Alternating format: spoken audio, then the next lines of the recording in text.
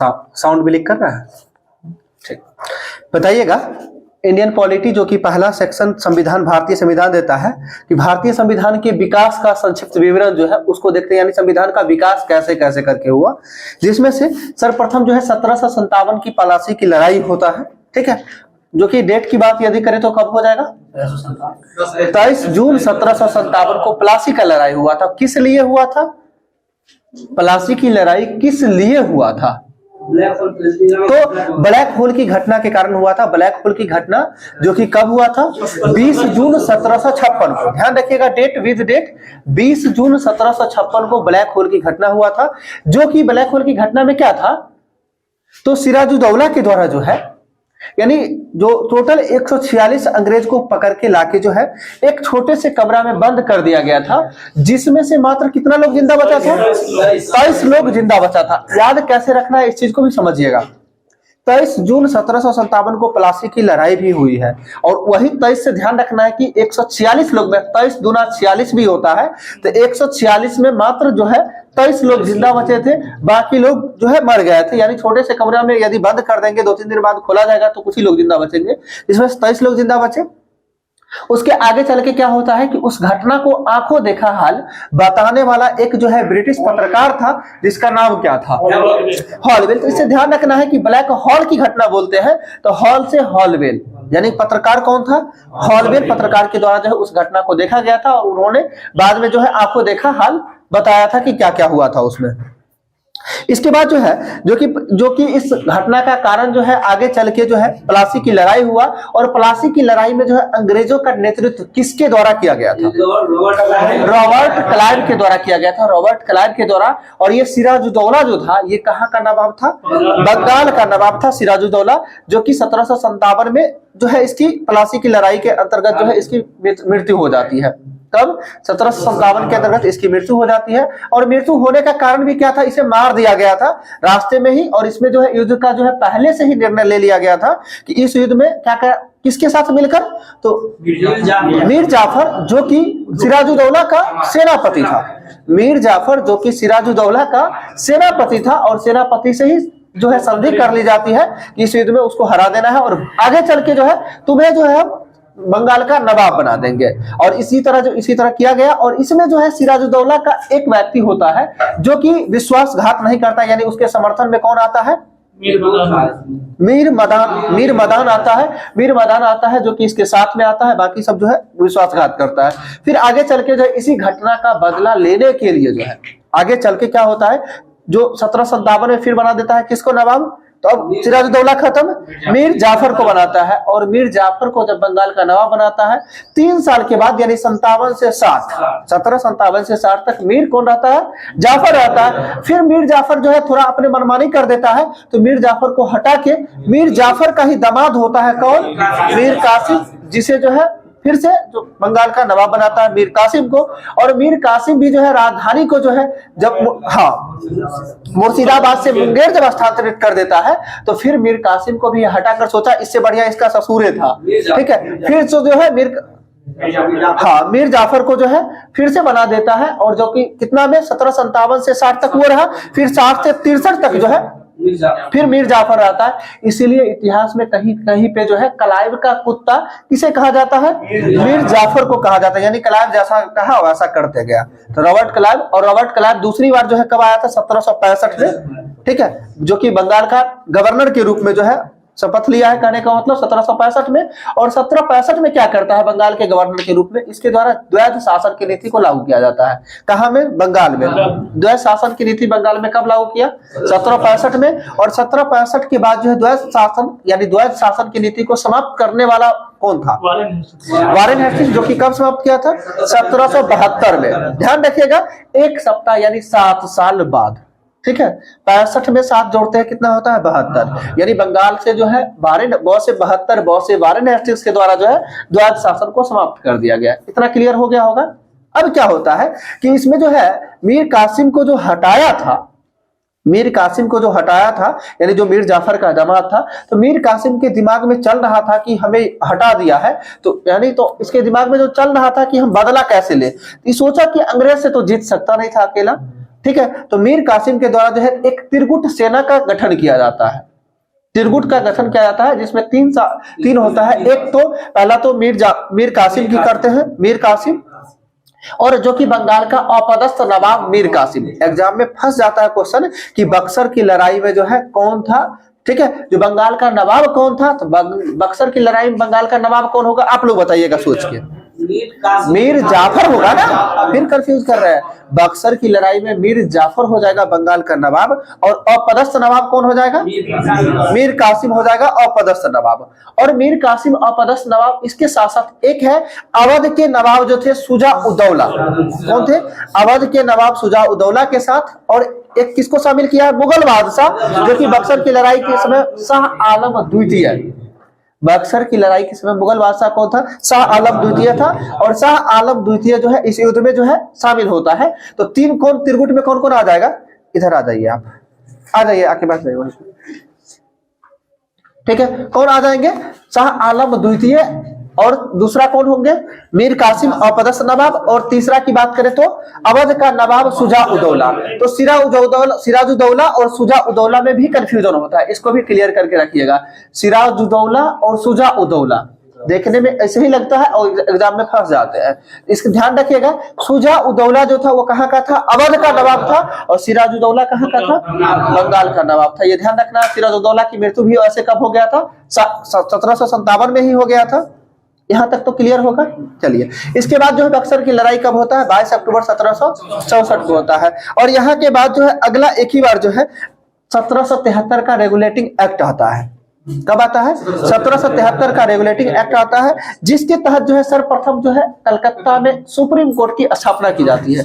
कलकत्ता में supreme court की स्थापना 1773 के रेगुलेटिंग एक्ट के तहत 1774 में, जिसमें जो है प्रथम जो है मुख्य न्यायाधीश के रूप में किसे, तो सर एलिजा इम्पे जो है प्रथम मुख्य न्यायाधीश, और इनके अलावा 3 अन्य न्यायाधीश थे। वो कौन कौन, ठीक है, देखिए ऐसे याद रखिएगा, चेस्टर, लिनेस्टर, हाइड, ठीक है। पूरा ऐसे बोला जाए तो चैम्बर्स होता है, लिनेस्टर होता है, हाइड होता है, ठीक है। तो हम अपने भाषा में ध्यान रखना है, चेस्टर, लिनेस्टर, हाइड, ये 3 हो गया, और एक एलिजा इम्पे जो हो जाएंगे मुख्य न्यायाधीश हो जाएंगे। यहाँ तक क्लियर हो गया होगा। आगे जो है इसी के तहत जो है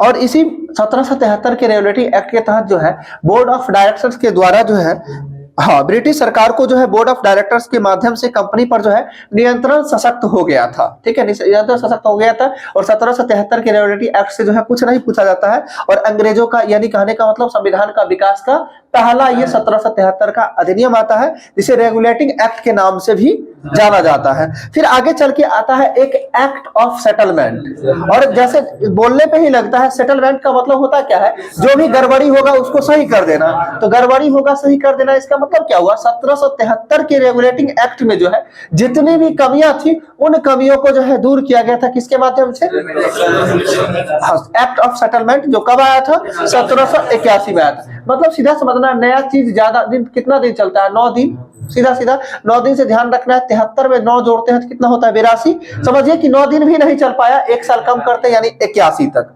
1781 में जो है, यानी 73 8 81 हो जाता है, तो यानी 8 साल में ही समाप्त हो गया। उसके जगह पे जो भी चेंजिंग करना था उसमें किया गया, विशेष इसमें कुछ जानना नहीं है। एक्ट ऑफ सेटलमेंट सीधा सीधा पूछा जाता है, कब, 1781। अगला फिर इसके बाद आता है पिट्स इंडिया एक्ट, जो 1784 में आता है, पिट्स इंडिया एक्ट 1784, और जिसके तहत जो है कंपनी के शासन को चलाने के लिए 2 पद जो है गठन किया गया था, जिसमें एक बोर्ड ऑफ कंट्रोलर और दूसरा बोर्ड ऑफ डायरेक्टर, यानी board of controller BOC short में बोलेंगे, बोर्ड ऑफ डायरेक्टर BOD बोलते हैं, ठीक है। और जिसमें पूछा जाता है एग्जाम में कि बोर्ड ऑफ कंट्रोलर का क्या काम था और बोर्ड ऑफ डायरेक्टर का क्या काम था। देखिए, तो बोर्ड ऑफ कंट्रोलर का क्या काम था, बोर्ड ऑफ कंट्रोलर जो है वो क्या, राजनीतिक मामले को देखता था। किस मामले को देखता था, राजनीतिक मामले को बोर्ड ऑफ कंट्रोलर देखता था, और बोर्ड ऑफ डायरेक्टर किस मामले को देखता था, व्यापारिक मामले को देखता था। सीधा सीधा समझिएगा, कंट्रोलर क्या, जो कंट्रोल करने का काम करता है उसको क्या होगा, राजनीति ज्यादा करता है। सीधा सीधा समझिए, जो कंट्रोल, कुछ ना कुछ करना पड़ेगा इधर उधर तभी कंट्रोल हो पाएगा। तो वही चीज समझना, कंट्रोलर क्या करेगा, राजनीतिक मामला को देखेगा, और डायरेक्टर व्यापारिक मामला को देखेगा, ठीक है। और आगे इसके बाद आता है 73 के बाद जो है 20-20 साल पे एक्ट जो आते रहा है, तो 73-20 करते हैं 93 होता है। तो 1793 का चार्टर अधिनियम आता है और इसके तहत जो है नियंत्रण बोर्ड के सदस्यों तथा कर्मचारियों का जो है वेतन जो है वो भारतीय राजस्व से दिया जाने लग गया था। यानी ये पूछा गया कि भारतीय राजस्व से जो वेतन जो है, जो कि बोर्ड ऑफ कंट्रोलर और बोर्ड ऑफ डायरेक्टर के यानी नियंत्रण बोर्ड के जो सदस्य थे, उनका जो है राजस्व यानी कहा भारतीय राजस्व से वेतन कब से दिया जाने लगा, तो 1793 के एक्ट से दिया जाने लगा था। ठीक है, और 93-20 करते हैं कितना होता है 1813, और 1813 का चार्टर एक्ट बहुत इंपॉर्टेंट होता है और इससे रिलेटेड पूछा भी जाता है। 1813 का चार्टर एक्ट, इसमें क्या क्या हुआ है कि सर्वप्रथम जो है भारतीयों के लिए शिक्षा पर जो है 1 लाख रुपया का जो है प्रति वर्ष का ब्याज दिया गया था। कब से? 1813 के चार्टर एक्ट से ही दिया गया था। इसके बाद पूछा जाता है भारत में ईसाई मिशनरियों का आगमन किस एक्ट के तहत से, तो 1813 के चार्टर एक्ट से ही भारत में ईसाई मिशनरियों का आगमन भी दिया गया है। और इसके साथ साथ जो है चीन के साथ जो है व्यापारिक अधिकार को जो है 20 वर्षों के लिए बढ़ा दिया गया था, जिसमें कि किस किस के क्षेत्र में व्यापार में, तो चाय और चीनी के व्यापार को ही 20 साल के लिए बढ़ाया गया था, बाकी व्यापारों को जो है समाप्त कर दिया गया था। जी, बाकी अन्य व्यापारों को जो है समाप्त कर दिया गया था। बचा कौन कौन था, ये ध्यान हो गया कि चाय और चीनी के अलावा बाकी सभी को एकाधिकार को समाप्त कर दिया गया था। कब? 1813। और वो जो चाय और चीनी के व्यापार का एकाधिकार को जो है 20 वर्षों के लिए बढ़ा दिया गया था, यानी 1833। और 1833 में जो है ब्रिटिश के साथ जो है यानी जो है ईस्ट इंडिया का जो है व्यापार पूर्ण रूप से जो है खत्म कर दिया गया था। ठीक है, यहाँ तक क्लियर हो गया होगा। देखिए, इसमें पढ़ने के लिए तो बहुत सारा पॉइंट दिया गया है, एक एक लाइन पढ़ते होइएगा तो खत्म हो जाता होगा, वो कहानी की टर्म में थोड़ा समझ लीजिएगा। और 1813 से रिलेटेड यही सब इम्पोर्टेंट था। इसके क्या हुआ वो तो पहले ही बता दिए कि एक शिक्षा पर जो है भारतीयों के लिए 1 लाख रुपया का ब्याज जो है यानी देने का जो है बजट में चर्चा की जो है 1813 के तहत। ठीक है, फिर आगे आता है 1833 का चार्टर एक्ट। ठीक है, और 1833 के चार्टर एक्ट के तहत क्या होता है कि भारत सबसे पहले जो बंगाल के गवर्नर जनरल को जो है नाम बदलकर भारत का गवर्नर जनरल दिया गया। ये भी पूछा जाता है कि बंगाल के गवर्नर जनरल का नाम बदलकर भारत का गवर्नर जनरल कब कर दिया गया था? 1833 के। और भारत के गवर्नर जनरल बनने वाले प्रथम व्यक्ति कौन हो गए? लॉर्ड विलियम बेंटिक हो गए, ये ध्यान रखिएगा। और लॉर्ड विलियम बेंटिक का कार्यकाल कभी कभी पूछ देता है, तो कब से कब तक होगा? 1828 से 1835 तक। 1828 से 1835 तक लॉर्ड विलियम बेंटिक हो जाएंगे। ठीक है, और 1833 के चार्टर एक्ट के तहत जो है,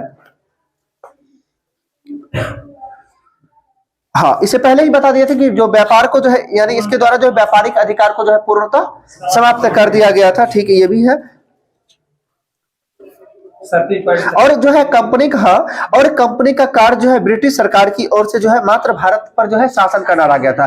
पहले यानी व्यापार खत्म हो जाएगा तो क्या रह गया, तो उसके बाद कंपनी का सिर्फ और सिर्फ एक ही उद्देश्य रह गया कि हमें भारत पर शासन करना है, यानी व्यापार नहीं अब शासन करना है। और इसके तहत जो है इसी के साथ साथ जो है 1843 में भारत में दास प्रथा का अंत होता है, जो कि एलन बरो के द्वारा, ठीक है, एलन बरो के द्वारा होता है 1843 में। तो पूछा जाता है एग्जाम में कि किस एक्ट के तहत जो है समाप्त होता है, तो 1833 का चार्टर अधिनियम के तहत ही समाप्त होता है। और इसी के साथ साथ जो है एक विधि आयोग का भी गठन किया गया है 1834 में। किसकी अध्यक्षता में? तो लॉर्ड मैकाले की अध्यक्षता में एक विधि आयोग का गठन किया गया है, लॉर्ड मैकाले की अध्यक्षता में, जो कि 1834 में 1833 के चार्टर अधिनियम के तहत। अगला फिर है ये जो है 33 के बाद 20 साल जोड़ते हैं, फिर आता है 1853 का चार्टर अधिनियम आता है। इसमें भी विशेष इंपोर्टेंट नहीं होता है, बट एक है 1854 में चार्ल्स वुड डिस्पैच, ठीक है, जिसे शिक्षा का मैग्ना कार्टा भी कहा जाता है। किसको? तो चार्ल्स वुड के नीति को जो है शिक्षा का मैग्ना कार्टा भी कहा जाता है, जो कि कब आया है? 1854 में आया है। किसके तहत आया है? तो 1853 के चार्टर अधिनियम के तहत आया है। ठीक है, और इसी के तहत जो है 1854 में एक मैकाले समिति का भी गठन किया जाता है। हाँ, 18 मैकाले समिति का भी गठन किया जाता है, और जो चार्ल्स वुड के जो कहा जाता है उसके लिए लॉर्ड मैकाले को उसके अध्यक्ष के रूप में नामित किया जाता है। कब? तो मैकाले कमीशन 1854 में ही, और इसी 53 के अकॉर्डिंग है। ठीक है, और सर्वप्रथम जो है यानी पहले जो है सिविल सेवाओं यानी सेवाओं में जो है जो यानी कि नियुक्ति जो होता था वो किसके तहत होता था, तो ऐसे ही डायरेक्ट होता था। तो सर्वप्रथम जो है प्रतियोगिता परीक्षा के आधार पे जो है हुआ था, वो भी 1854 में हुआ था। किसके अकॉर्डिंग जो है, 1853 के अकॉर्डिंग। यानी समझिएगा सिविल सेवाओं में यानी जो है भर्ती के जो आधार को जो है प्रतियोगी परीक्षा को लिए बनाया गया था। कब, 1853 के एक्ट के तहत 54 से। ठीक है, चलिए आगे फिर आता है 1858 का भारत परिषद अधिनियम। ठीक है, भारत शासन अधिनियम 1858। और ये 1858 में क्यों आया था, क्योंकि 1857 के क्रांति को लेकर आया था, जो कि 1857 की क्रांति को लेकर आया था। और इसमें जो है महारानी की घोषणा पत्र को जो है किसके द्वारा पढ़ा गया था, लॉर्ड कैनिंग के द्वारा पढ़ा गया था। और 1858 के अधिनियम के द्वारा ही क्या किया गया था कि भारत के जो है गवर्नर जनरल का नाम बदलकर भारत का वायसराय किया गया था, भारत का वायसराय किया गया था। और महारानी का जो है यानी महारानी विक्टोरिया को जो है भारत की सामग्री भी घोषित किया गया था 1858। कहीं कहीं 76, 77 भी देता है। देखिए वो समाप्त करने वाला है, समझिए 1876, 77 भी देता है, जिसे महारानी विक्टोरिया को भारत की सामग्री नियुक्त की। सुन लीजिए पहले दोनों, देखिए लैंग्वेज देखिए कहीं कहीं कंफ्यूजन होता है। ठीक है, इसमें इसलिए देता है, एक जगह है नियुक्त किया गया, एक जगह है घोषणा किया गया। ठीक है, ध्यान से समझिएगा एक बार कि भारत ये जो है महारानी विक्टोरिया को भारत की सामग्री कब घोषित किया गया, यानी कब घोषणा किया गया, तो 1858 के एक्ट के तहत ही है। और इसे कब नियुक्त किया गया, तो 1876 में। ठीक है, ये क्या, हाँ ये क्लियर कर लीजिएगा थोड़ा सा। ठीक है, आगे जो है और जो है भारत में जो है मंत्री पद की जो है व्यवस्था बहुत इंपॉर्टेंट है कि भारत में मंत्री पद की व्यवस्था जो है किस अधिनियम के तहत है, तो 1858 के अधिनियम के तहत जो है भारत में मंत्री पद की व्यवस्था भी की गई है। ठीक है, हाँ, और मुगल साम्राज्य के पद को जो समाप्त किया गया, जो कि अंतिम मुगल बादशाह कौन हो जाएंगे, बहादुर शाह जफर। और इसकी मृत्यु कहाँ हो जाती है, रंगून में हो जाती है। ठीक है, और इसके साथ साथ जो है भारत का जो है शासन व्यवस्था को लेकर जो है, यानी भारत का जो है शासन जो है कंपनी के हाथों से लेकर किसके हाथों में सौंप दिया गया था, तो ब्रिटिश क्राउन के हाथों में सौंप दिया गया था। अब एक प्रश्न ये भी आता है कि जो है 1858 में जो है महारानी की विक्टोरिया की घोषणा पत्र को जो है लॉर्ड कैनिंग के द्वारा पढ़ा गया था, पर कहां से पढ़ा था, इलाहाबाद हो जाएगा, बिल्कुल सही है, इलाहाबाद से जो है पढ़ा गया था। ठीक है, और जो है आगे चल के जो है भारत में जो है शासन संचालन के लिए जो है ब्रिटिश मंत्रिमंडल में एक सदस्य के रूप में जो है भारत का राज्य सचिव पद, जो कि आगे चल के जो फेमस हुआ था 1909 में जो है मार्ले मिंटो सुधार आता है। उसमें जो लॉर्ड मार्ले, मिंटो द्वितीय तो जानते हैं क्या था, भारत का वायसराय था, लेकिन लॉर्ड मार्ले कौन था, तो वही भारत का जो है सचिव था ब्रिटिश यानी ब्रिटेन में। तो यानी भारत सचिव का पद जो है किस अधिनियम के तहत बना था, तो 1858 के अधिनियम के तहत जो है भारत का जो है राज्य सचिव का पद जो है 1858 के तहत बना था। हाँ, और बोर्ड ऑफ कंट्रोलर और बोर्ड ऑफ डायरेक्टर को जो है समाप्त भी 1858 के तहत ही किया गया था। ठीक है, और आगे चल के आएगा जो ईस्ट इंडिया कंपनी को जो है व्यापारिक अधिकार को पूर्ण रूप से जब यानी ईस्ट इंडिया कंपनी को खत्म कर दिया गया कब, तो वो 1884 देता है, 1 जनवरी 1884 को जो है ईस्ट इंडिया कंपनी को कंप्लीट रूप से जो है भंग कर दिया गया था। तो ये 1858 का अधिनियम था, सभी लोग ध्यान से समझ लिए होंगे। एक बार कोशिश करिएगा दोबारा जो है एक नजर अपने से पढ़िएगा या पढ़ के आए होंगे, थोड़ा सा ज्यादा ज्ञान कर रहे होंगे। ठीक है, अब आता है 1861 का भारत परिषद अधिनियम, और 1861 का भारत परिषद अधिनियम है, और इसी के तहत सबसे इंपोर्टेंट आता है जो एसआई मेंस में या फिर बीपीएससी एग्जाम में, कि वायसराय को अध्यादेश जारी करने की शक्ति किस अधिनियम से है, यानी तो भारत परिषद अधिनियम 1861 से ही है। ठीक है, हाँ,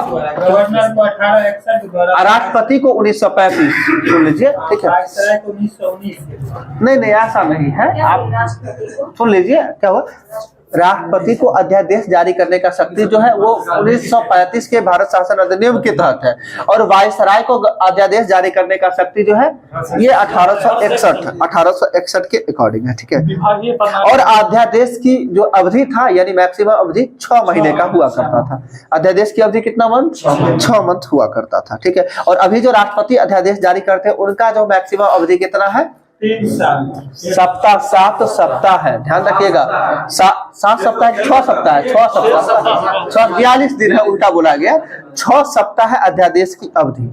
अभी राष्ट्रपति या फिर राज्यपाल जो अध्यादेश जारी करते हैं, उनके अध्यादेश का मैक्सिमम अवधि जो है कितना है, 6 सप्ताह है, यानी 42 डेज है। और पहले उसमें जो वायसराय को अध्यादेश जारी करने का शक्ति मिला था वो कितना दिन था, 6 महीना अध्यादेश की अवधि था। ठीक है। और जो है अगला जो है, इसके द्वारा जो है कानून बनाने की प्रक्रिया में भारतीय प्रतिनिधियों को शामिल भी किया गया था। यानी कानून बनाने की प्रक्रिया में जो है भारतीय प्रतिनिधि को भी शामिल किया गया था कि भारत का जो है शासन व्यवस्था किस तरह से चलेगा। ठीक है। उसके लिए भारतीय प्रतिनिधि को व्यवस्था शामिल किया गया था किस अधिनियम के तहत, 1861 के अधिनियम के तहत ही किया गया था। इसके बाद एक पोर्टफोलियो प्रणाली पढ़े होंगे, जिसे हिंदी में विभागीय प्रणाली बोला जाता है। और विभागीय प्रणाली का शुरुआत कब हुआ है, ये भी 1861 में ही हुआ है। हाँ, लॉर्ड कैनिंग। तो लॉर्ड कैनिंग का काल ही है 1856 से लेकर 1862 तक। तो कौन होंगे, लॉर्ड कैनिंग ही होंगे। और उसी में बताए थे कि भारत का जो है गवर्नर जनरल का नाम बदलकर भारत का वायसराय जो कि बनने वाले प्रथम व्यक्ति लॉर्ड कैनिंग ही होते हैं, क्योंकि 1858 में चेंज हुआ है और 1856 से लेकर 62 तक तो यही रहे। अगला है,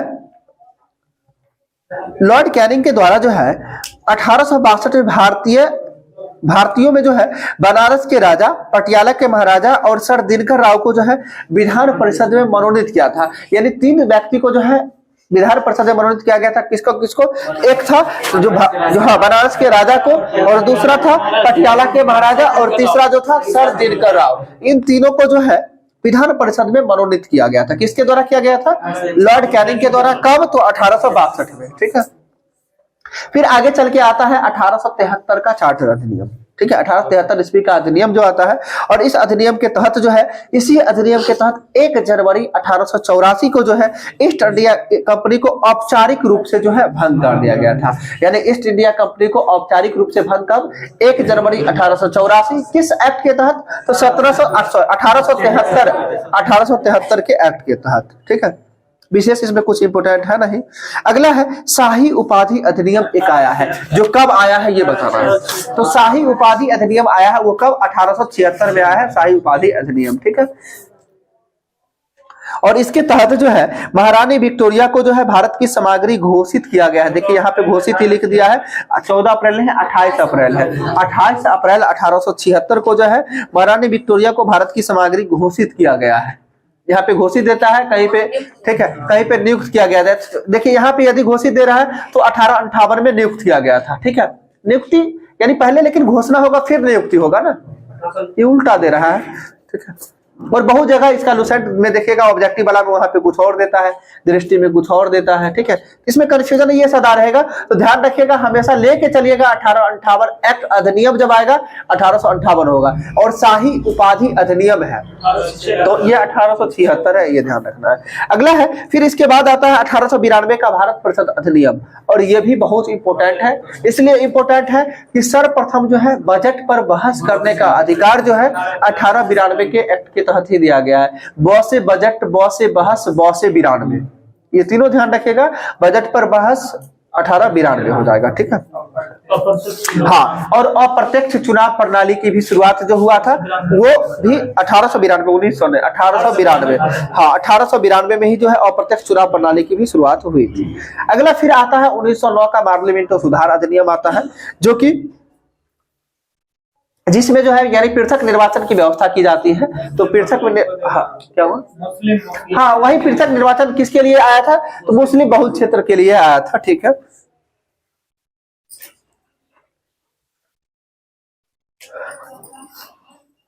और आगे चल के एक एग्जाम में क्वेश्चन पूछा जाता है कि भारत में जो है ब्रिटेन के सभी संवैधानिक प्रयोगों में जो है सबसे कम समय तक चलने वाला अधिनियम कौन था। 1909। ठीक है, 1909 का ही अधिनियम था जो सबसे कम समय तक चलने वाला अधिनियम था, क्योंकि 1909 में चला और फिर 1919 में अधिनियम आ जाता है। मात्र 10 साल के अंतर में ही खत्म हो जाता है, बाकी सब 20 साल तक रहता था। 20 साल पे चलता था ना ईस्ट इंडिया कंपनी का, ठीक है।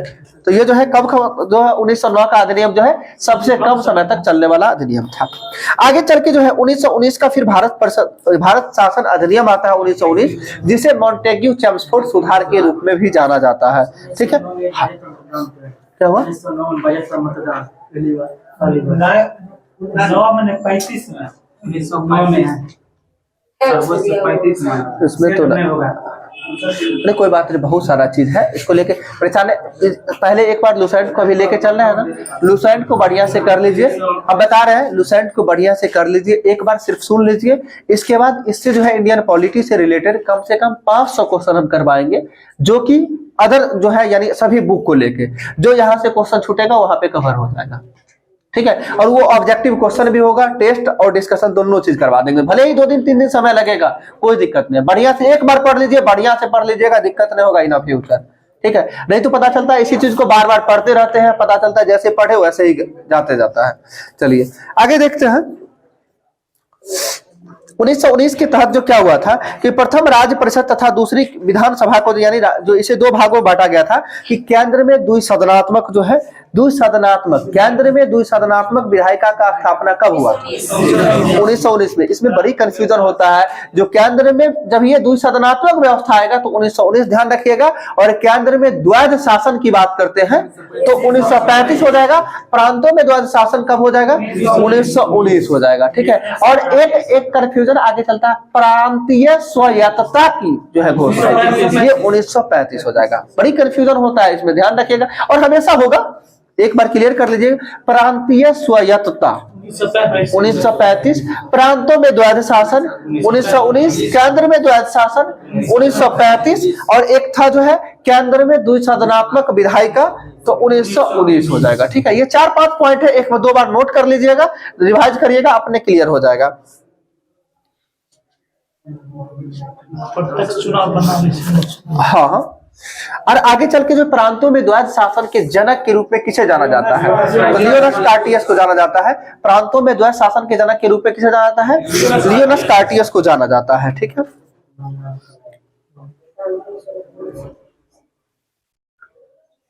और आगे चल के जो है प्रांतीय विषयों को जो है 2 उपवर्गों में विभाजित किया गया था, एक आरक्षित दूसरा हस्तांतरित। ये किस अधिनियम के तहत है? ये भी 1919 के अधिनियम के तहत है, जो प्रांतीय विषयों को जो है 2 विषयों यानी 2 भागों में विभाजित किया गया था, एक आरक्षित दूसरा हस्तांतरित, या फिर उसे आंतरित भी कहा जाता था। ठीक है, अगला जो है जैसे आरक्षित विषय में आता था वित्त, भूमि वगैरह जो है, या अकाल सहायता, ये सब जो है आरक्षित विषय में आता था, और हस्तांतरित में शिक्षा, पुस्तकालय वगैरह जो है वो सब ही आता था, हस्तांतरित में आता था।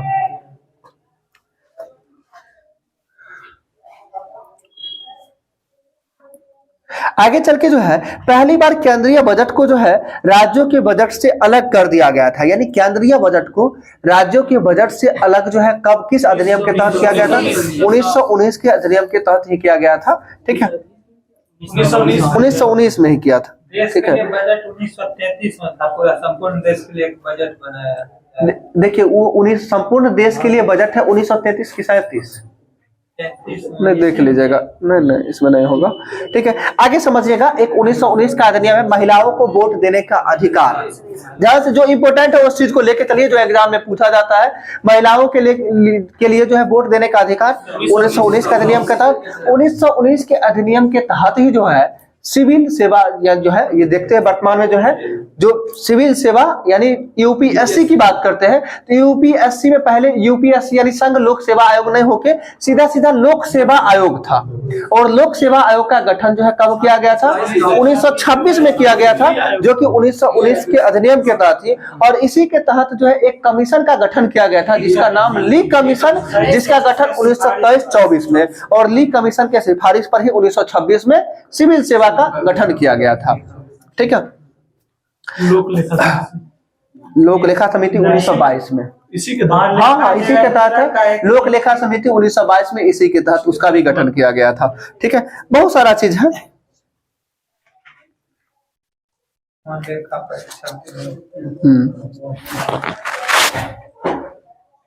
अगला बताएगा 1919 के अधिनियम के समय जो है इंग्लैंड का प्रधानमंत्री कौन था? लॉयड जॉर्ज था। ठीक है, लॉयड जॉर्ज था इंग्लैंड का प्रधानमंत्री। ठीक है, और 1919 में जो है भारत का राज्य सचिव कौन था ब्रिटेन में? मॉन्टेग्यू चैम्सफोर्ड था, तो लॉर्ड मॉन्टेग्यू हो जाएगा, जो ब्रिटेन में राज्य सचिव था। ऐसे देखिए नाम में ही स्पष्ट है ना, मॉन्टेग्यू चैम्सफोर्ड सुधार। तो मॉन्टेग्यू जो था वो क्या था, वहां सचिव था, और यहाँ जो है चैम्सफोर्ड जो था यहाँ भारत का वायसराय के रूप में था। आगे जो है 1935 का भारत शासन अधिनियम देख लेते हैं। ठीक है, आधा घंटा तो बीत गया ना इसी में। 1935 का भारत शासन अधिनियम जो है, इसके तहत जो है कितना अनुच्छेद और कितना अनुसूचियां, तो 321 अनुच्छेद और 10 अनुसूचियां इसके तहत गठित किया गया था। और इसी के तहत पहले ही बता दिए थे कि प्रांतीय स्वायत्तता 1935 में ही, और जो है केंद्र में द्वैध शासन 1935 में ही। ठीक है, और अखिल भारतीय संघ की स्थापना 1935 में ही हुआ था, जिसमें जो है अखिल भारतीय संघ में कुल कितना, तो जो है 11 ब्रिटिश प्रांत था और 6 जो है कमिश्नरी क्षेत्र था। 11 ब्रिटिश प्रांत और 6 कमिश्नरी क्षेत्र को मिलाकर जो है अखिल भारतीय संघ बनाया गया था। बर्मा को जो है विलय किया गया था 1937 में, 1935 के अधिनियम के तहत 1937 में। ठीक है, और 1937 में जो है 35 के अधिनियम के तहत ही जो है पहली बार केंद्रीय मंत्रिमंडल का चुनाव हुआ। केंद्रीय मंत्रिमंडल का चुनाव हुआ था, जो कि टोटल कितना प्रांतों में चुनाव हुआ था, 11। ठीक है, और 11 प्रांत में कुल कितने प्रांत में कांग्रेस का, तो 8 प्रांतों में कांग्रेस का सरकार था, 3 में अन्य था, जिसमें से 8 में भी जो है 6 में पूर्णता और 2 जगह गठबंधन की सरकारें बनी थी। और ये आगे चल के जो है जब सेकेंड वर्ल्ड वार स्टार्ट हो जाती है, कब, तो 1 सितंबर 1939 को जो है सेकेंड वर्ल्ड वार स्टार्ट होती है। उसी समय जो है भारतीयों को उस सेकेंड वर्ल्ड वार में बिना पूछे यानी सोचे समझे उसमें झोंक दिया जाता है, जिस कारण से जो है कांग्रेस के 8 मंत्रिमंडल से जो है इस्तीफा दे दिए जाने के कारण उसी दिन जो है मुस्लिम लीग के द्वारा मुक्ति दिवस मनाया जाता है, जो कि किस दिन घोषणा किया था, तो 22 दिसंबर 1939 को जो है मुक्ति दिवस मनाया गया था। किसके द्वारा, मुस्लिम लीग के द्वारा। ये भी समझ गए क्यों मनाया था, क्योंकि कांग्रेस इस्तीफा दिया तो सोचा क्या बचा कौन, तो अपना अधिकार होगा मुस्लिम लीग। ठीक, और आगे चल के जो है प्रांतीय स्वायत्तता बता ही दिए, केंद्र में द्वैध शासन हो ही गया। और 1935 के अधिनियम को जो है गुलामी का अधिकार पत्र जो है किसके द्वारा कहा गया था, JL नेहरू के द्वारा ही कहा गया था। और इन्हीं के द्वारा कहा गया था एक कार जिसमें ब्रेक तो है पर इंजन नहीं है। ठीक है, हाँ, एक कार जिसमें ब्रेक तो है पर इंजन नहीं है, ये JL नेहरू के द्वारा ही कहा गया था। ठीक है, और अंबेडकर जी के द्वारा भी कुछ कहा गया था। नहीं, अंबेडकर के द्वारा कहा गया था कि मुझे जो है इस आरोप के संबंध में कोई क्षमा नहीं मांगना है। ठीक है, कि जो है संविधान के प्रारूप में गवर्नमेंट ऑफ इंडिया एक्ट 1935 के एक बड़े भाग को पुनः उत्पादित कर दिया गया है। कहने का मतलब इसे क्षमा नहीं मांग रहे, इसीलिए मांग रहे हैं कि इसी के एक भाग को जो है फिर बाद में संविधान में, जो आप जानते हैं संविधान का ब्लूप्रिंट किसे कहा जाता है, 1935 के एक्ट को ही कहा जाता है। ठीक है, हाँ, इसीलिए इनके अकॉर्डिंग जो है मुझे कोई क्षमा नहीं मांगना है, ये सही था। ठीक है, अगला जो है संघीय न्यायालय की व्यवस्था जो है 1935 के अधिनियम के तहत 1937 में गठित किया गया था। ध्यान रखिएगा, संघीय न्यायालय, भारत में संघीय न्यायालय की स्थापना कब किया गया, 1937 में। 1935 के अधिनियम के तहत 37, 2 साल बाद। ठीक है, और इसके साथ साथ वर्तमान में जो सुप्रीम कोर्ट देख रहे हैं, इसकी स्थापना कब हुई थी, तो 28 जनवरी 1950 को। वर्तमान सुप्रीम कोर्ट का गठन कब, 28 जनवरी, यानी संविधान लागू हुआ 26 जनवरी 1950। अब संविधान लागू तो हो गया, फिर समझ में आया संविधान का रक्षक कौन हो गया, रक्षक की बात करते हैं तभी पढ़ते हैं ना, संविधान का रक्षक कौन है, सुप्रीम कोर्ट है। सुप्रीम कोर्ट संविधान का रक्षक माना जाता है। तो रक्षा करने के लिए जो है 2 दिन बाद जो है 28 जनवरी 1950 को वर्तमान सुप्रीम कोर्ट का गठन किया गया था। और भारत परिषद का अंत जो है 1935 के अधिनियम के तहत ही किया गया था। ठीक है, सांप्रदायिक निर्वाचन पद्धति का विस्तार 1935 के अधिनियम के तहत ही हुआ था। अब एक प्रश्न ये बताना है कि 1919 का अधिनियम को जो है जांच पड़ताल करने के लिए जो है एक कमेटी का गठन किया गया था। उस कमेटी का नाम बताना है, साइमन कमीशन, जो कब आया था, 1928 में आया था। और ठीक है, साइमन कमीशन की नियुक्ति 8 नवंबर 1927 को, ध्यान रखना है 8 नवंबर 1927 को, 8 के बाद 9 करेंगे, 8 हो जाएगा डेट, 9 से नवंबर हो जाएगा और 1927 साइमन कमीशन की नियुक्ति हुई। और साइमन कमीशन टोटल 7 सदस्यीय था और जो है इसे 3 फरवरी 1928 में जो है भारत आगमन होता है और आगे चल के यानी भारतीयों के विरोध के बावजूद भी जो है अपना रिपोर्ट का प्रस्तुत करता है। तो 27 मई 1930 को अपना रिपोर्ट प्रस्तुत करता है। ध्यान रखिएगा 8 तारीख 24 3 27, ठीक है। 8 नवंबर 3 फरवरी 8 तारीख 24 और 3 जोड़ेंगे 27 यानी 27 फरवरी 1930 को जो है अब 27 मई 1930 को अपना रिपोर्ट प्रस्तुत करता है। और आगे चल के जो 1935 का अधिनियम आता है, यह भी पूछा गया क्वेश्चन है कि 1935 का अधिनियम किस रिपोर्ट पर आधारित था। तो 1935 का अधिनियम जो था वो साइमन कमीशन की रिपोर्ट पर आधारित था, ठीक है। साइमन कमीशन का गठन किसके लिए? तो 1919 के अधिनियम की जांच पड़ताल के लिए कि यानी कि जो उसके जो लागू करने के बाद क्या क्या चेंजिंग आया है, यानी क्या बेनिफिट है या क्या नुकसान है, तो उसके लिए गठित किया गया था। और वो जो रिपोर्ट दिया 1930 में, इसी पे आधारित जो है 1935 में जो है भारत शासन अधिनियम 1935 आया। आगे जो वायसराय गवर्नर जो है यानी 1858 के बाद जो है भारत के गवर्नर जनरल का नाम वायसराय कर दिया गया और इसका नाम बदलकर हम लोग पढ़ते हैं क्या कि अंतिम जो है गवर्नर जनरल कौन था, स्वतंत्र भारत के अंतिम गवर्नर जनरल। तो अंतिम गवर्नर जनरल की बात करते हैं, अगर भारतीय नहीं लगा हुआ है तो लॉर्ड माउंटबेटन ही बोलते हैं, अगर भारतीय गवर्नर जनरल की बात करेंगे तो सी राजगोपालाचारी हो जाएंगे, ठीक है। अब इसमें अब मन में एक कंफ्यूजन यही आता होगा कि ये था तो वायसराय, फिर ये गवर्नर जनरल में कब बदल गया, ये कंफ्यूजन होता है। तो ये जान लीजिए 1947 का जो है भारतीय स्वतंत्रता अधिनियम आया था, ठीक है।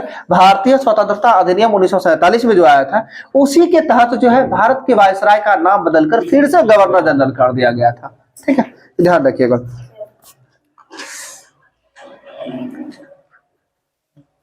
बताइएगा अगला जो है सिलाहट जिले जो है भारतीय स्वतंत्रता अधिनियम 1947 में जो प्रवृत्त होने के पूर्व जो है ये जनमत संग्रह जब हुआ था तो किस देश के, तो पाकिस्तान के साथ जो है ये अपना वोट दिया था, ठीक है। चलिए क्या हुआ, सिलहट जिला पाकिस्तान में पड़ता है, ठीक, असम के सिलहट क्षेत्र पड़ता है। अगला बताइएगा भारतीय संविधान की रचना जो हुआ था जिसमें जो है कैबिनेट मिशन का जो है आगमन हुआ था, कैबिनेट मिशन कब आया था? तो कैबिनेट मिशन 1946, ठीक है। और एक क्रिप्स मिशन था वो जुलाई बोले डेट जान लीजिए, ये 23 मार्च 1942 को जो है क्रिप्स मिशन आया था, 24 मार्च 1946 को जो है कैबिनेट मिशन आया था। ध्यान रखिएगा डेट की बात, तो जो पहले है वो पहले आया है, जो बाद है वो बाद में आया है, यानी डेट भी 23 मार्च फिर बाद में 24 मार्च, 23 मार्च 1942 और फिर 24 मार्च 1946 हो जाएगा, ठीक है। चलिए आगे जो है ये कैबिनेट मिशन में जो सदस्य था ये कितने सदस्य थे? 3 सदस्य थे, ठीक है। 3 सदस्य थे, कौन कौन? स्टैफोर्ड क्रिप्स हो जाएंगे। इसके बाद जो है लॉर्ड पैथिक लॉरेंस और इनके साथ साथ एबी अलेक्जेंडर, यानी 3 सदस्य कौन कौन? क्रिप्स, अलेक्जेंडर, लॉरेंस, तीनों शॉर्ट में भी याद रखिएगा तो ऑप्शन से कर लीजिएगा, ठीक है। और इसमें ये सब प्रश्न पूछे जाते हैं कि 4 नाम दिया हुआ रहता है, इनमें से कौन सा क्रिप्स मिशन के सदस्य नहीं थे, ठीक है। ये कैबिनेट मिशन के सदस्य नहीं थे। आगे बताइए भारत के लिए जो संविधान सभा की रचना हेतु जो है सर्वप्रथम संविधान सभा का विचार किसके द्वारा दिया गया था? स्वराज पार्टी के द्वारा 1924 में दिया गया था। और आगे चल के जो है एक वामपंथी नेता के द्वारा जो है एमएन रॉय के द्वारा जो है कब दिया गया था? 1934 में, 10 साल बाद 1934 में, ठीक है। अगर संविधान सभा के सदस्यों की कुल संख्या कितना निश्चित किया गया था? 389 निश्चित की गई थी। 292 ब्रिटिश प्रांत से था, 4 था जो है 4 कमिश्नर थे, चीफ कमिश्नर से था और 93 जो है वो देसी रियासतों से था, ठीक है। ध्यान रखिए कैसे कैसे 292 आसानी से याद कर सकते हैं। जो 292 कहां से था? तो ब्रिटिश प्रांतों से था। 292 हो गए, 1 बढ़ाइएगा 92 में 93 हो जाएगा। 93 कहां से था? देसी रियासतों से था। और 4 बच गया जो कहां से था? तो चीफ कमिश्नर से था। ये आसानी से याद कर सकते हैं। 292 1 एक्स्ट्रा करते हैं 93, 92 में 1 एक्स्ट्रा करते हैं 93, क्या हो जाएगा? देसी रियासत से। और 4 बचा वो कमिश्नरी क्षेत्र से। टोटल कितना निश्चित किया गया था? 389 किया गया था। और आगे चल के जो है कैबिनेट मिशन योजना के अनुसार जो 46 में जो है यानी जुलाई 1946 में संविधान सभा का चुनाव हुआ था। तो संविधान सभा का चुनाव कब हुआ था? जुलाई 1946 में संविधान सभा का चुनाव हुआ था, जिसमें से जो है 296 सदस्यों के लिए चुनाव हुए थे। कितना? 389 प्रांतों में से जो है 389 प्रांतों के लिए जो है 296 सदस्यों का चुनाव हुआ था, जिसमें से जो है विधानसभाओं द्वारा चुना गया था, यानी विभिन्न प्रांतों के विधानसभाओं द्वारा चुना गया था, जिसमें से मुस्लिम लीग कितना? 73 ना, मुस्लिम लीग 73, 208 कांग्रेस, 208 ठीक है, 208 कांग्रेस हो जाएगा, 73 मुस्लिम लीग हो जाएगा और 15 जो है अन्य हो जाएगा। ठीक है, अन्य हो जाएगा इसमें। ठीक है, और आगे चल के जो है संविधान सभा का प्रथम बैठक कब होता है? फिर 9 जनवरी बोलते हैं, कंट्रोल 9 दिसंबर 1946 को जो है संविधान सभा का प्रथम बैठक होता है, जिस बैठक में कुल कितने लोग भाग लेते हैं? 211 लोग जो है संविधान सभा के प्रथम बैठक में भाग लेते हैं, जिसमें से महिलाओं की संख्या कितनी हो जाएगी? 9 महिला हो जाएगी, 9 महिला हो जाएगी। ठीक है, 9 महिला हो जाएगी। प्रथम बैठक में 9 महिला भाग ली है। ठीक है, और इसके साथ साथ जो है आगे चलकर जो है संविधान सभा के प्रथम बैठक की ही अध्यक्षता किस व्यक्ति के द्वारा किया गया था? तो डॉक्टर सच्चिदानंद सिन्हा के द्वारा। और इनका जो है अध्यक्षता के लिए जो है निर्वाचन किस आधार पे, यानी चुना किस आधार पे चुना गया था? तो वरिष्ठ सदस्यों के आधार पे चुना गया था। ठीक है, और इसके साथ साथ जो है डॉक्टर सच्चिदानंद सिन्हा के द्वारा जो है प्रथम बैठक के उपाध्यक्ष के लिए जो है किन्हें नामित किया गया था? जो कि अस्थायी उपाध्यक्ष के रूप में। गलत हो जाएगा, बताते हैं। संविधान सभा के जो है प्रथम बैठक में जो है किस व्यक्ति को जो है जो उपाध्यक्ष, अस्थायी उपाध्यक्ष के लिए चुना गया था? नहीं, गलत है, अंग्रेजी नाम है। क्या हुआ? हम बताते हैं, अब एकाएक पूछने से पहले माइंड में था, गायब हो गया है। बताते हैं, फ्रैंको ऐसे करके ही है कुछ। ठीक, फ्रैंको कुछ है आगे नाम, हम कल बता देंगे आप लोग। नहीं, मार्टिन नहीं है, वो आ जाएगा, बता देंगे आपको, आराम से रहिए। आगे बताइएगा अगला। नहीं, देखिए संविधान सभा के हम अभी क्या पूछे हैं कि संविधान सभा के जो है प्रथम बैठक में अस्थायी उपाध्यक्ष के लिए किन्हें मनोनीत किया गया था? जो डॉक्टर सच्चिदानंद सिन्हा के द्वारा किया गया था। ठीक है, फ्रैंको कुछ करके हम कल बता देंगे नाम, परेशान नहीं होइएगा।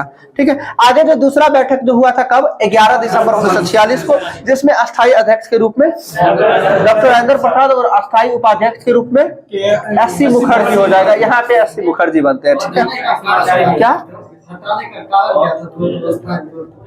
देखिए वो एकाएक चुना गया था ना, नहीं समझ रहे हैं? एकाएक चुना गया था बैठक में, तो हटाने का कारण इसमें कुछ नहीं है।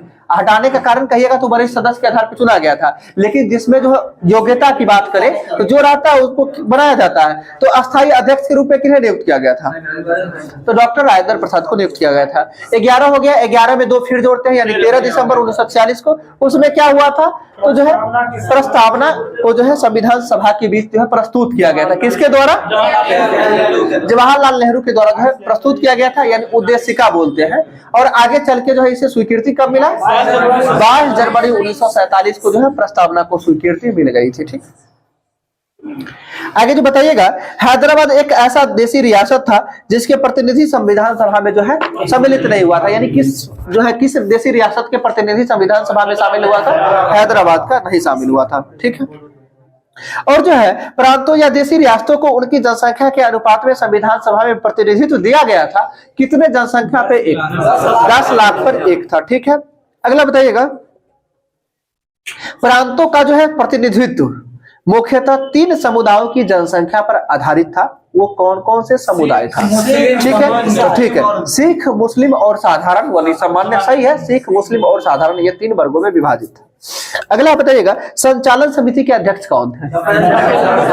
ठीक है, डॉक्टर राजेंद्र प्रसाद हो जाएंगे। संघीय संविधान समिति के बताइएगा अध्यक्ष। ठीक है, तो हो जाएंगे पंडित जवाहरलाल नेहरू। संघीय ये प्रांतीय संविधान समिति बताइएगा। ठीक है, सरदार वल्लभ भाई पटेल। यानी प्रांतों को एक करने का काम जो है सरदार वल्लभ भाई पटेल के द्वारा ही किया गया था। ठीक है, राष्ट्र ध्वज संबंधी तदर्थ समिति के अध्यक्ष डॉक्टर राजेंद्र प्रसाद हो जाएंगे। सही है, अगला बताइएगा, संविधान सभा में जो है महिलाओं की संख्या कितना था? 15 था। ठीक है, बिल्कुल सही है। अगला, संविधान बनने में समय कितना लगा? 2 वर्ष। ठीक है, 11 महीना 18 दिन। और ये क्वेश्चन सभी लोग को आसान लगता होगा, बट ये समझ लीजिए इस बार बीपीएससी में भी पूछ दिया था और अच्छे लोग गलती कर लिए थे। कुछ नहीं होता है, उसमें मन में सीधा घूम जाएगा ना कि 11 दिन होगा कि 18 दिन होगा, ठीक है, या फिर 11 होता है, थोड़ा के ही होता है। तो ध्यान रखिए, आसान और भारी कुछ नहीं होता है। 2 वर्ष 11 महीना 18 दिन। ठीक है, क्या हुआ? वो होता है, मन में आता है सही, जब ऑप्शन देखते हैं उस समय दिमाग भटकता है। ठीक है, ये चीज। चलिए आगे देखते हैं। अरे, संविधान सभा पर हस्ताक्षर करने वाली प्रथम महिला कौन? सरोजिनी नायडू हो जाएंगे। संविधान सभा पर हस्ताक्षर करने वाली प्रथम महिला सरोजिनी नायडू हो जाएंगी। ठीक है, अगला बताइएगा। हम समझ रहे हैं। बताइएगा, संविधान सभा में जो है अंबेडकर जी का जो है पहली बार निर्वाचन कहाँ से हुआ था? तो बंगाल से हुआ था, और बंटवारे के बाद जो है बंबई से हो गया था। ठीक है, यानी मुंबई से। ठीक, अगला बताइएगा, वित्त मंत्री जो है ये कौन बने थे? यानी जो है कैबिनेट मिशन के अंतर्गत जो है अंतरिम सरकार का जो है वित्त मंत्री लियाकत अली खान हो जाएंगे। और ये जो है जॉन मथाई को कौन सा मंत्री मिला था? जॉन मथाई उद्योग एवं आपूर्ति मंत्रालय। हम पूछ रहे हैं, सुनिए, हाँ, अंतरिम मंत्रिमंडल में ही पूछ रहे हैं। जॉन मथाई को उद्योग एवं आपूर्ति मंत्रालय मिला था, अंतरिम सरकार में ही बात कर रहे हैं। जो कैबिनेट मिशन 1946 के आधार पर 2 सितंबर 1946 को जो गठित किया गया था अंतरिम सरकार का, उसके तहत जॉन मथाई को कौन सा मंत्रालय था? उद्योग एवं आपूर्ति मंत्रालय था। ठीक है, और रक्षा मंत्री कौन बने थे?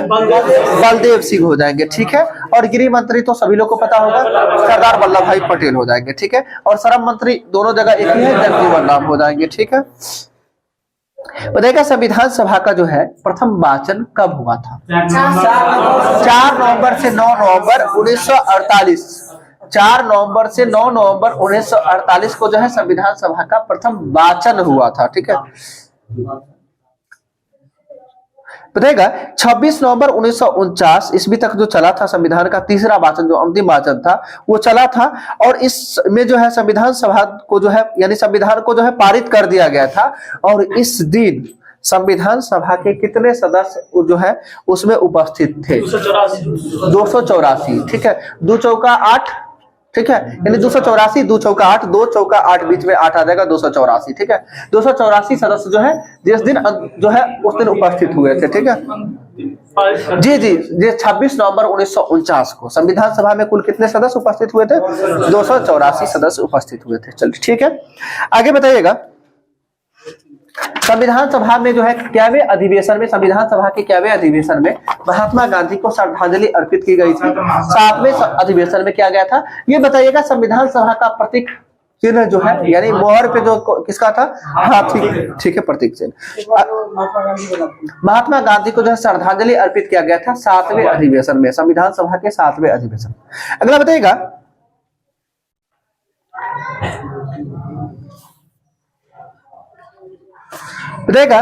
पाकिस्तान के लिए जो पृथक संविधान सभा की स्थापना की घोषणा गवर्नर जनरल के द्वारा कब किया गया? 26 जुलाई 1947। ठीक है, ध्यान रखिएगा, 26 जुलाई 1947 को जो है गवर्नर जनरल, देख रहे हैं यहाँ पे भी गवर्नर जनरल दे दिया है, समझ लीजिए, वो स्वतंत्रता अधिनियम 1947 के तहत ही है। 26 जुलाई 1947 को जो है पाकिस्तान के लिए पृथक संविधान सभा की स्थापना की घोषणा की गई थी। अगला बताइए, प्रस्तावना में जो है ये प्रस्तावना में एक बार मात्र संशोधन हुआ है, कब? 42वें संविधान संशोधन 76 के तहत। और उसमें किस किस वर्ड को जोड़ा गया है? ठीक है, समाजवादी, अखंडता और पंथ निरपेक्ष। अगर देखिए, अगर वर्ड याद रखे तो आप बहुत सारा तरीका होता है। ठीक है, पास भी याद रख सकते हैं, PAS, पंथ निरपेक्ष, A से अखंडता और S से समाजवादी। ठीक है, पास, PAS, पंथ निरपेक्ष, अखंडता और समाजवादी। यानी अखंडता बोले तो एकता और अखंडता और समाजवादी, ये तीनों वर्ड को जो है 42वें संविधान संशोधन 1976 के तहत ऐड किया गया था। अगर देखा, संविधान की प्रस्तावना को जो है संविधान की कुंजी कहा जाता है। ठीक है, ठीक, और किसके द्वारा कहा गया था? देखिए हम बोले संविधान की प्रस्तावना को जो है, हाँ, संविधान की कुंजी किसके द्वारा कहा गया था?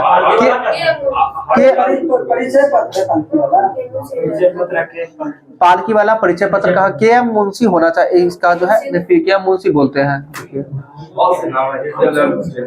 हृदय लाल कुंज नहीं वो नहीं होगा, फिर इसमें भी गायब हो गया। ठीक है, देखिए के एम पालकी वाला के द्वारा क्या कहा गया था? वो जो है प्रस्तावना को परिचय पत्र कहा गया था, परिचय पत्र कहा गया था। ये संविधान की कुंजी कहा गया है अम्बेडकर जी ने। अम्बेडकर के द्वारा तो जो है संवैधानिक उपचारों के अधिकार को जो कहा गया है, संविधान का आत्मा कहा गया है।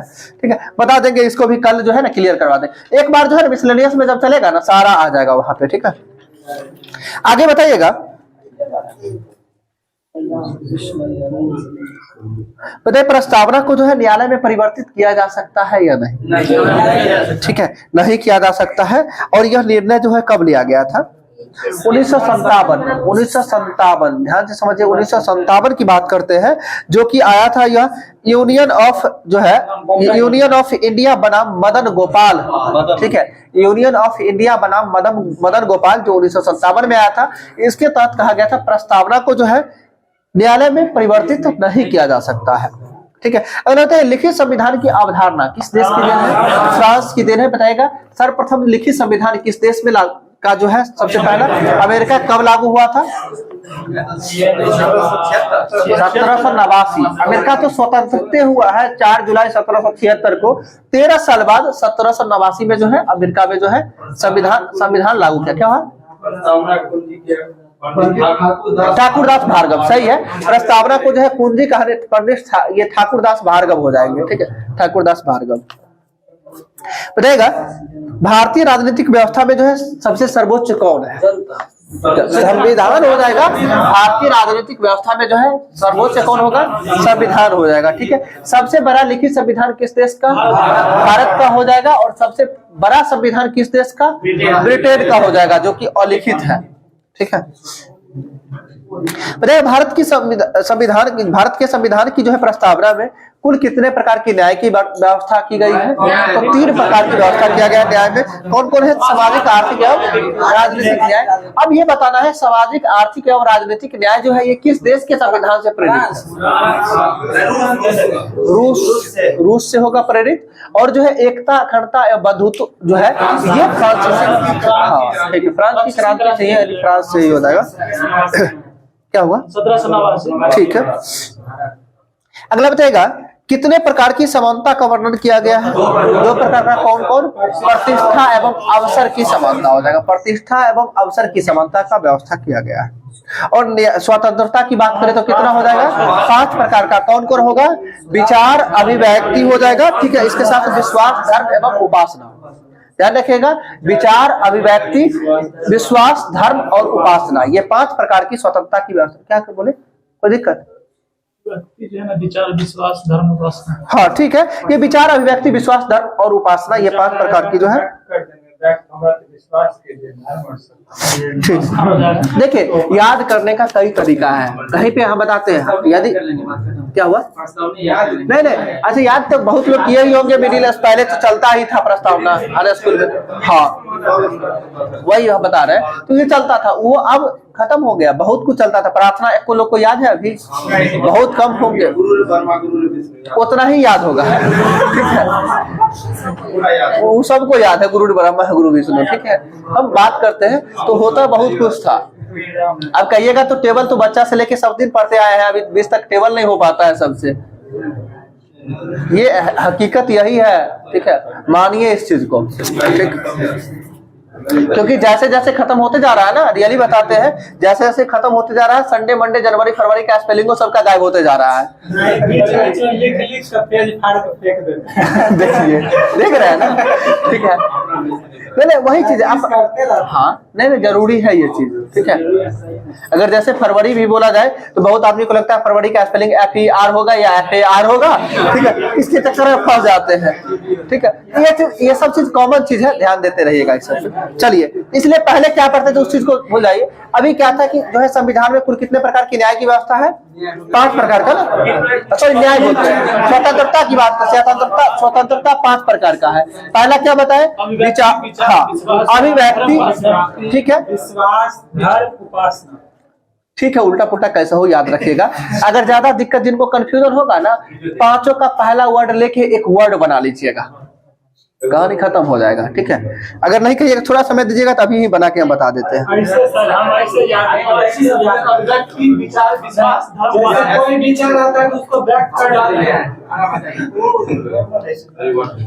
देखिए, किसी के विचार को जो है यानी अभिव्यक्त करते हैं, उस पर क्या होता है? विश्वास कर लेंगे और धर्म उपासना ऐसे बोलेंगे। कुछ है नहीं, 2-4 बार पढ़िएगा, अपने याद होगा, फालतू में फंस रहे हैं। चलिए आगे बताइएगा। भारत सरकार अधिनियम जो है 1935 जो है, यानी 1935 को जो है सबसे अधिक प्रभाव जो है किस पर पड़ा है? संविधान पे पड़ा है, संविधान पे पड़ा है, यानी गहरा प्रभाव पड़ा है इसको तैयार करने में। ठीक है, आगे बताइएगा। प्रस्तावना किस देश के संविधान से लिया गया है? ठीक है,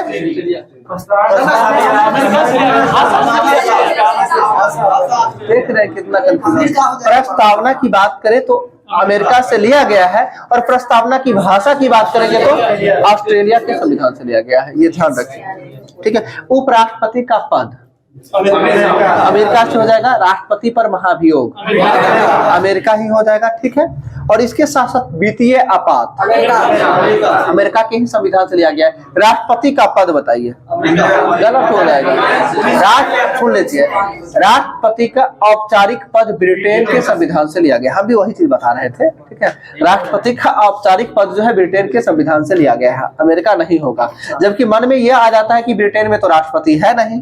ठीक है, मन में आ जाता है, तो इस चीज को इसीलिए राष्ट्रपति का औपचारिक पद जो है ब्रिटेन के संविधान से, क्योंकि ब्रिटेन में महारानी होते हैं ना। ठीक है, हाँ, राजा होते, उसी तरह से यहाँ जो है राजा, राष्ट्रपति का निर्वाचन तो आयरलैंड के संविधान से लिया गया है।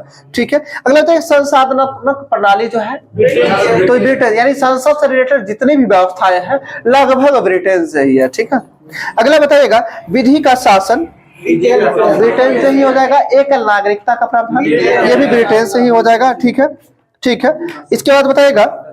विधि का शासन ब्रिटेन, हाँ, विधि का शासन तो बोल ही रहे ब्रिटेन, विधि का शासन ब्रिटेन, विधि द्वारा स्थापित प्रक्रिया जापान। ठीक है, विधि का संरक्षण, विधि का संरक्षण अमेरिका। वो जो विधि का संरक्षण की बात करते हैं जो है कि अनुच्छेद 14 के अकॉर्डिंग जो है 2 प्रकार का अधिकार मिलता है ना, विधि का समान संरक्षण और विधि का समान समानता।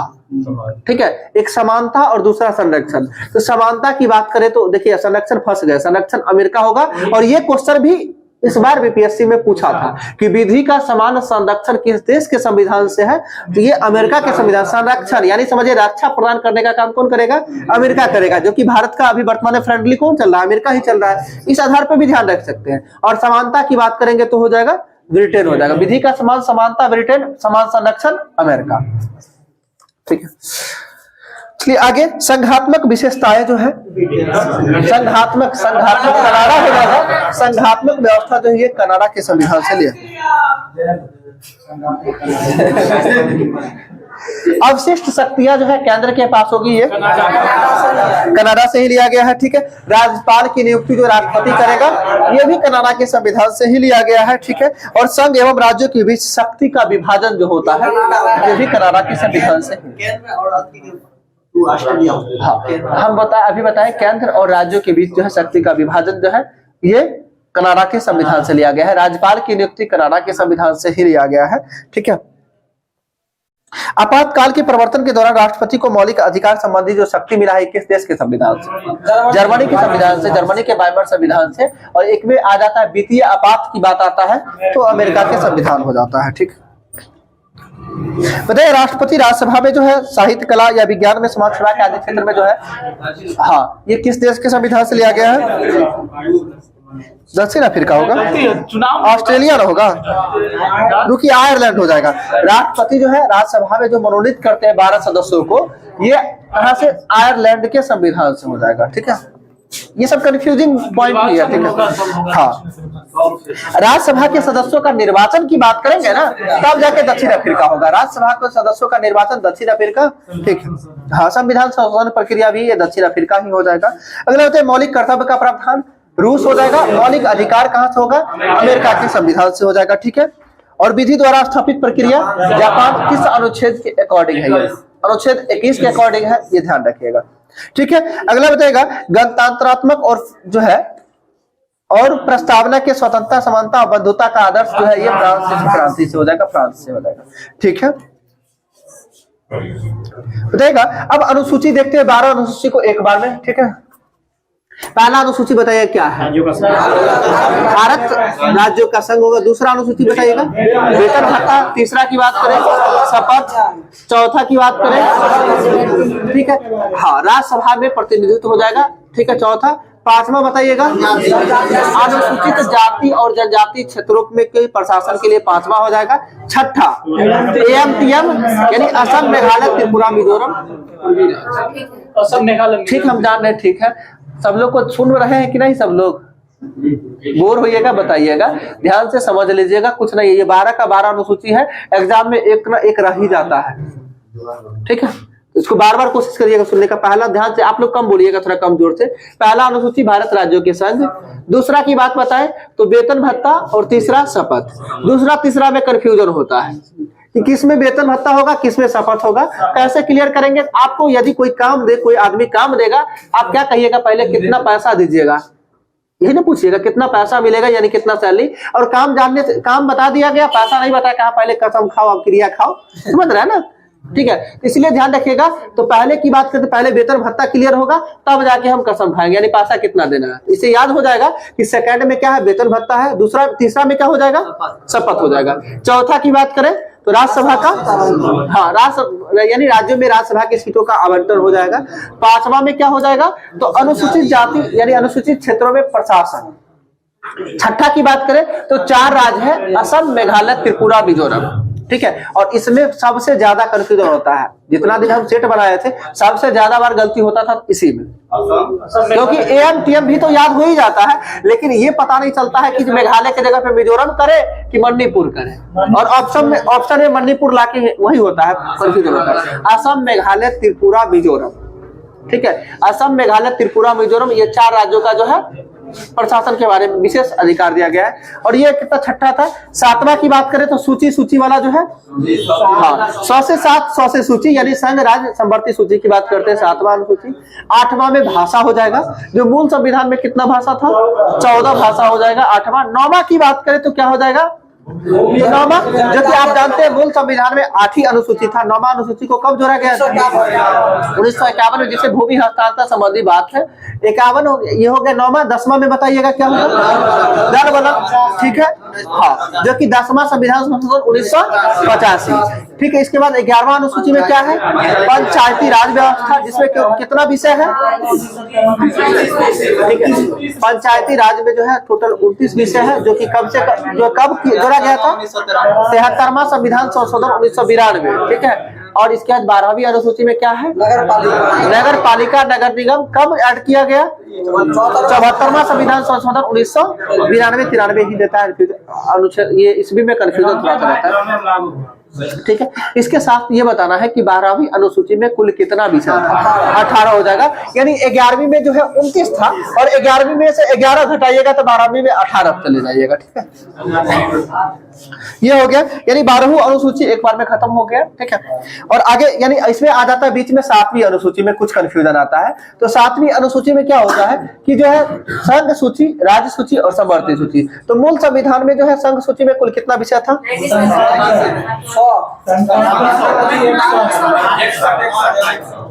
क्या पूछ रहे हैं? मूल संविधान में 97 था, वर्तमान में 100 है, ठीक है, 100 है। इसके साथ साथ संविधान में जो है वर्तमान में बात करें तो राज्य सूची में कितना विषय है? 61। वर्तमान में 61 है। मूल संविधान में 66 था, उसमें से जो 5 बचा उसको ये जो है समवर्ती सूची में लाकर पहले 47 था, वर्तमान में 52 हो गया है। यानी वर्तमान में जो है समवर्ती सूची में कितना विषय है? 52, राज्य सूची में 61 और संघ सूची में 100 हो जाएगा। क्लियर हो गया होगा? अनुच्छेद 1 में क्या है ये बताइएगा। ठीक है, भारत एक राज्यों का संघ है, वही चीज है जिसमें 18 राज्य और 8 केंद्र शासित प्रदेश वर्तमान में है। ठीक है, 28, 8, 9 बोला गया, 8, 28, 8 ही होगा। ठीक है, पता नहीं क्या बोला गया। अगला क्वेश्चन मन में सोच रहे थे। एक बताइएगा, देशी रियासत से संबंधित जो था, यानी भारतीय संघ का अंग बनाने में जो है 2 व्यक्ति का महत्वपूर्ण योगदान था। एक तो सरदार पटेल जानते होंगे, दूसरा व्यक्ति बीपी मेनन हो जाएंगे। ये यही पूछ रहे थे। ठीक है, ठीक है। अनुच्छेद 2 में क्या है? नए राज्यों का प्रवेश या स्थापना। ठीक है, नए राज्यों का प्रवेश या फिर स्थापना, यह शक्ति किसके पास है? संसद के पास, संसद के पास है। और अनुच्छेद 3 में क्या हो जाएगा?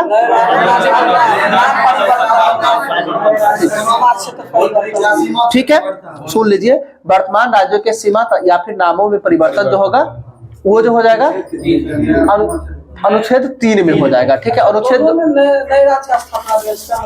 देखिए, एक जगह प्रवेश है, नए राज्यों का प्रवेश है, दूसरे जगह क्या है? नए राज्य का स्थापना है। ठीक है, जैसे अभी हम बोले जम्मू कश्मीर से जो है यानी 2 केंद्र शासित प्रदेश बनाया गया, जम्मू कश्मीर और लद्दाख, तो एक को ही 2 बनाया गया। ये जो है किस अनुच्छेद के अकॉर्डिंग होगा? तो अनुच्छेद 3 के अकॉर्डिंग होगा। ठीक है, नए राज्यों का यदि स्थापना करते तो अनुच्छेद 2 के तहत, हाँ, यदि प्रवेश यदि जैसे दूसरा करते तो वो प्रवेश होता तो 2 के अंतर्गत होता। यानी पाकिस्तान को मिलाएंगे। हाँ, तो अगर दूसरे किसी को मिलाएंगे तब ना होगा। ठीक है, अभी 1 से 2 यदि हम किए वो अनुच्छेद 3 के अकॉर्डिंग, ये ध्यान रखिए, 1, 2, 3 आ जाएगा मन में। ठीक है, 1 से 2 किए यानी 1, 2, 3, और 1, 2, 3 को मिलाकर यानी लागू करने का अधिकार जो है अनुच्छेद 4 में है, यही है। ठीक है, और अनुच्छेद 4 यानी कि भाग 1 में कहां से कहां तक है? 1 से 4 तक भाग हो जाएगा। इसके बाद भाग ही आगे, भाग 1 में क्या कहा गया है? संघ एवं उसका राज्य क्षेत्र ही हो जाएगा भाग 1 में, जो अनुच्छेद 1 से 4 तक। भाग 2 में क्या है ये बताना है। नागरिकता जो अनुच्छेद कहां से 5 से 11 तक, भाग 3 में बताना है। अनुच्छेद 12 से 35 हो जाएगा। ठीक है, और हाँ, अनुच्छेद 12 से 35 मौलिक अधिकार हो जाएगा। और भाग 4 में क्या है? राज्य के नीति निर्देशक तत्व, जो कि अनुच्छेद 36 से 51 तक हो जाएगा। और 4 क में क्या है? मौलिक कर्तव्य, जो अनुच्छेद 51 का क में हो जाएगा। भाग 5 में बता दीजिएगा, संघ संविधान का सबसे बड़ा भाग 5 ही हो जाएगा, जिसमें संघ की चर्चा है। भाग 6 में क्या हो जाएगा? राज्य हो जाएगा। भाग 5 अनुच्छेद कहां से कहां तक? अनुच्छेद 52 से 151 तक, ध्यान रखिएगा। अनुच्छेद 52 से 151 तक पर भाग 5, और अनुच्छेद 152 से 237 तक है भाग 6 में। ठीक है, जो कि राज्य की बात है। ठीक है, भाग 7 को जो संविधान का एकमात्र भाग जिसे निरस्त कर दिया गया है वो भाग 7 हो जाएगा। फिर भाग 8 की बात करें तो भाग 8 में क्या है? संघ राज्य और संघ राज्य क्षेत्र हो जाएगा। यानी कहने का मतलब संघ भी है, राज्य भी है, यानी केंद्र राज्य दोनों अलग अलग पढ़ रहे थे। भाग 5 में संघ और भाग 6 में राज्य, दोनों को एक जगह किया भाग 8 में। और इन दोनों में संबंध स्थापित करने के लिए भाग 11। ध्यान रखिएगा, एक बड़ी कंफ्यूजन होता है इसमें भी कि भाग जो है भाग 5 में संघ हो गया, 6 में राज्य हो जाएगा, और 8 में है संघ और राज्य क्षेत्र। ठीक है, और इस दोनों में संबंध स्थापित करने के लिए भाग 11 हो जाएगा। ठीक है, इसी बीच में जो है भाग 9 में आता है, जो कि पंचायत से रिलेटेड है। भाग 9 में पंचायत, और 9 का क और ख बाद में जोड़ा गया था। तो 9 के क में क्या है? 9 के क में, ठीक है, नगर पालिकाएं, और 9 के ख में सहकारी समितियां हो जाएंगे। ठीक है, वर्तमान में संविधान में कुल कितना भाग है ये बताना है। सुन लीजिए, देखिए, वर्तमान में भाग 25 है, गिनती की संख्या में आ जाता है 22 आता है। 1 से लेके 22 तक गिनती की संख्या किसको बोलेंगे? 25 काहे बोलते हैं? भाग 25 काहे नहीं बोलते हैं? देखिए, हम मेरी बात को नहीं समझ रहे, हम आप बता रहे हैं ऐसे। देखिए, या तो 25 नहीं तो 22, ऑप्शन में कोई एक ही रहेगा। और ये जो है बाद में जो है कौन कौन सा भाग जोड़ा गया था ये बताना है। पहले 4 का पहले तो 4 का क जोड़ा गया, 9 का ख जोड़ा गया, 14 का क जोड़ा गया, 14 का क, ये 4 को जोड़ा गया, 7वां को निरस्त किया गया तो 3 ही बचा। ठीक है, 3 ही बचा, 22 था, 22 3 25 हो जाता है। कहीं पे कुछ देता है इसे भाषा में दे देता है। अगर बोले जाए तो गिनती की संख्या क्या बोलते हैं, 1 2 3 4 5 जो है गिनती की संख्या इसी को बोलते हैं। मेरी बात को सिर्फ समझिएगा, गिनती की संख्या किसको बोलते हैं, 1 2 3 4 5। तो कहाँ तक गिनते हैं, 22 तक ही ना गिनते हैं, और संख्या में टोटल 25 हो जाता है। संख्या भी यदि बोले तो जो 4 का क शामिल होता है, फिर जो 9 का क और 9 का ख शामिल होता है, फिर 14 का क शामिल होता है, 7 है ही नहीं। ठीक है, आगे बताइएगा भाग 12 जो कि इंपोर्टेंट है थोड़ा सा, वित्त संपत्ति और संविदाएं, जिसमें बताए थे एक जो बहुत इंपोर्टेंट प्रश्न बताए थे कि संपत्ति का अधिकार जो है, ठीक है, जो क्या में यानी कि अभी वर्तमान में जो है किस अनुच्छेद के अकॉर्डिंग है, तो 300 से क बोल देते हैं, और क्या में भाग में है तो भाग 12वां में है। ठीक है, इसके साथ साथ जो है अधिकरण भाग 14 को क में जोड़ा गया था, और भाग 14 में क्या है, संघ और उसके राज्य के अधीन सेवाएं जो होती है, जना यूपीएससी बीपीएससी जैसे कि बोलते हैं, यूपीएससी बीपीएससी किस भाग के अंतर्गत आता है, भाग 14 के अंतर्गत आता है। भाग 15 में बताइएगा क्या है, निर्वाचन, जो अनुच्छेद 324 से 329 तक। भाग 16 में बताइएगा क्या है, अनुच्छेद नहीं पूछ रहे हैं, अवसर की समानता बोल रहे हैं, हम भाग पूछ रहे हैं, भाग 16 में क्या है। ठीक है, भाग 16 में कुछ वर्गों के संबंध में विशेष उपबंध दिया गया है, भाग 16 के अंतर्गत ही है। ठीक है, आगे बताइए भाग 17 बहुत इंपॉर्टेंट है, राजभाषा हो जाएगा। भाग 18 बता दीजिए, आपात उपबंध हो जाएगा, यानी आपात उपबंध। और भाग 19 प्रकीर्ण हो जाएगा। भाग 20 संविधान संशोधन, और भाग 21 अस्थायी संक्रमणकालीन जो है या विशेष उपबंध जो है वो 21 के तहत और 22 के तहत जो है संक्षिप्त नाम। ठीक है, संक्षिप्त नाम प्रारंभ हिंदी में प्राधिकृत जो है ये। बहुत समय हो जाएगा, कितना पेज हुआ, नहीं खत्म हुआ होगा अभी, 7वें पेज पे चल रहे हैं, 3 पेज है, क्या चलने दे।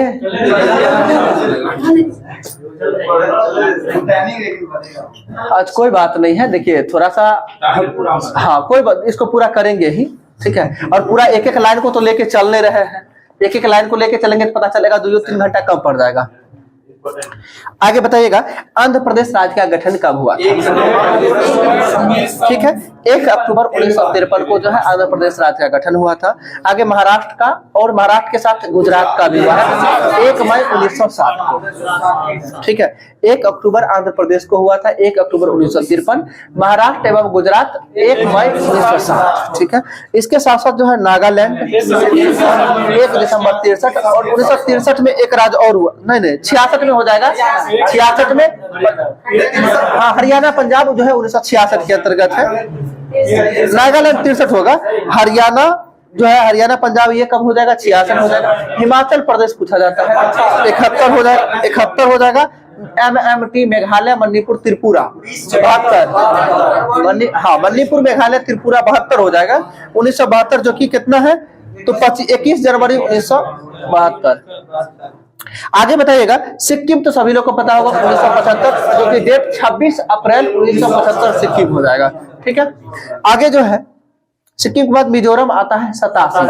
ठीक है, ठीक है, मिजोरम अरुणाचल प्रदेश गोवा ये तीनों जो है 87 में आता है। मिजोरम अरुणाचल प्रदेश गोवा 87 में तीनों है। 20 फरवरी है अरुणाचल प्रदेश, हाँ ठीक है, गोवा जो है 30 मई को हुआ था, गोवा स्थापित 30 मई 87 को हुआ था, और मिजोरम अरुणाचल प्रदेश 20 फरवरी 1987 को हुआ है। ठीक है, इसके बाद छत्तीसगढ़ सभी लोग को पता होगा। ठीक है, 36 उत्तरा झारखंड। ठीक है, 1-9-15 36 उत्तरा झारखंड, ऐसे ध्यान रखिएगा। 36 एक आदमी का नाम है, उत्तरा कहाँ, झारखंड में, कब तो 2015 में। ठीक है, यानी 1-9-2015, 1-9-15 करेंगे, यानी 1 नवंबर 9 नवंबर जो है 15 नवंबर। ठीक है, हाँ 1915 2001 नवंबर 9 नवंबर 15 कोई दिक्कत नहीं, हम बताए 1-9-15। ठीक है, तीनों नवंबर मंथ में है ही। ठीक है, 2000 में भी है तो ज्यादा चीज याद रखने का जरूरत नहीं है। 36 उत्तरा झारखंड एक क्रम हो जाएगा 1-9-15, और ये तीनों का उच्च न्यायालय का स्थापना 2013 में ना, तीनों का उच्च न्यायालय का स्थापना 2013 में। और मणिपुर, मेघालय, मिजोरम का जो है ये हुआ था 2000 में, तीनों का उच्च न्यायालय का स्थापना। हाँ, इन तीनों का उच्च न्यायालय का स्थापना 2013 में। सही है, आप देख चेक कर दीजिए, सही है, सेंस रखिए। ठीक, आगे बताइएगा। जो है भारत में जो है क्षेत्रीय परिषद जो है कितना गठित क्षेत्रीय परिषद है? 5 ही है। ठीक है, वो छठा जो है पूर्वोत्तर परिषद को जोड़ा गया है। ठीक है, वो बाद में जोड़ा गया है। अब 5 की बात करते हैं, क्षेत्रीय परिषद की संख्या टोटल 5 ही है, जिसमें 5 में आता उत्तरी क्षेत्रीय परिषद का मुख्यालय कहाँ है? नई दिल्ली हो जाएगा। उत्तरी क्षेत्रीय परिषद का मुख्यालय नई दिल्ली होगा। मध्यवर्ती क्षेत्रीय परिषद का मध्य में यानी बीच में इलाहाबाद पड़ता है, ये ध्यान रखिएगा। पूर्वी क्षेत्रीय परिषद का तो पूर्वी कोलकाता हो जाएगा। इसके बाद है पश्चिमी क्षेत्रीय, पश्चिम में मुंबई हो जाएगा। और एक दक्षिणी क्षेत्रीय परिषद तो चेन्नई हो जाएगा। ठीक है, और पूर्वोत्तर परिषद शिलांग हो जाएगा ना। ठीक है, जो कि 1971 में तैयार किया गया था और 72 में अस्तित्व में आया, 8 अगस्त 1972। आगे बताइएगा। माता की नागरिकता के आधार पर विदेश में जन्म लेने वाले को जो है नागरिकता प्रदान करने का प्रावधान नागरिकता संशोधन अधिनियम किसके तहत दिया गया है? हम जानते थे, इसलिए 1955 नागरिकता अधिनियम बोले ही नहीं, हम डायरेक्ट चले गए हैं। ठीक है, सीधा नागरिकता अधिनियम कुछ आता है 1955 लोग टिक लगा के निकल जाते हैं। ठीक है, हम क्वेश्चन क्या पूछे थे कि माँ जो है यानी कि माता की नागरिकता के आधार पे विदेश में जन्म लेने वाले बच्चे को भारत की नागरिकता जो है किस नागरिकता संशोधन अधिनियम के तहत दिया जा रहा है? 1992 के नागरिकता जो है संशोधन अधिनियम के तहत, 1992 के। जी, क्या वो नहीं समझ आया? हम जो अपने भाषा में बोल दिए कि माता की नागरिकता के आधार पर विदेश में जन्म लेने वाले बच्चों को जो है भारत की नागरिकता कैवे नागरिकता संविधान संशोधन के तहत, नागरिकता संशोधन अधिनियम के तहत दिया गया था। 92वां नागरिकता संविधान संशोधन, नागरिकता संशोधन अधिनियम हो जाएगा 1992। अगला बताइएगा, प्रारंभ से जो नागरिकता दिया जा रहा है किस अनुच्छेद के अंतर्गत है? तो अनुच्छेद 5 में जो है प्रारंभ से नागरिकता हो जाएगा। 6 में क्या होगा? पाकिस्तान से प्रवर्तन। हाँ, जो विदेश से आने वाले यानी पाकिस्तान से आने वाले व्यक्ति को जो है अनुच्छेद 6 के अकॉर्डिंग, यहाँ से जाने वाले को अनुच्छेद 7 के अकॉर्डिंग, और 9 जो है यदि आप कहीं का संविधान यानी नागरिकता ग्रहण कर लेते हैं तो यहाँ से स्वतः खत्म, यानी 9 मतलब नहीं रहेगा। यदि दूसरा ले लीजिएगा तो यहाँ वाला नहीं रहेगा। 10 में क्या है? नागरिकता को जो है बनाए रहेगा, यानी बना रहेगा आपका सदैव, इसको संसद अभिरक्षा करेगा। ठीक है, इसके तहत जो है प्रत्येक व्यक्ति जिसका जन्म जो है संविधान लागू होने के अर्थात यानी कब से दिया जा रहा है? तो 26 जनवरी 1950 यानी संविधान लागू होने से पूर्व जो है जो व्यक्ति यहाँ जन्म लिया है और उसके पश्चात जो लिया है उसको माना जाएगा कि वो भारत का नागरिकता है। और आगे यदि उसके जन्म के समय उनके माता पिता में से कोई एक भारत का नागरिक हो, अगर भारत का कोई एक नागरिक होता माता पिता में से, तो जो यानी 26 जनवरी 1950 को लागू हुआ ना संविधान, तो उस दिन से यदि उसके बाद कोई विदेश में जन्म लिया है तो अगर उसके माता पिता यदि यहाँ के नागरिक नहीं है तो वो भारत की उसे नागरिकता नहीं मिलेगा। अगर दोनों में से कोई एक है तो उसके संतान को जो है यहाँ की नागरिकता मिल जाएगी। आगे जो है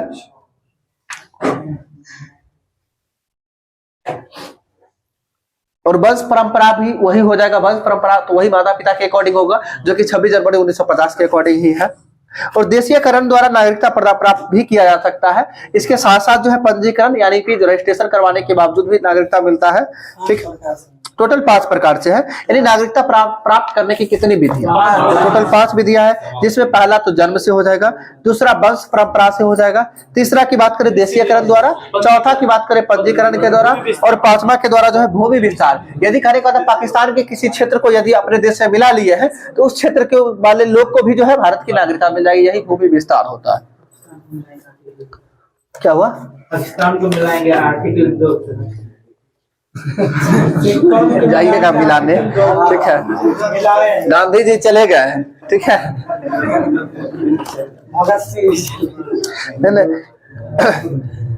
गांधी जी का तो एक्चुअल मामला तो यही था, भारत पाकिस्तान के मामला के कारण ही गोली मारा गया था उनको। ठीक है, बताइएगा।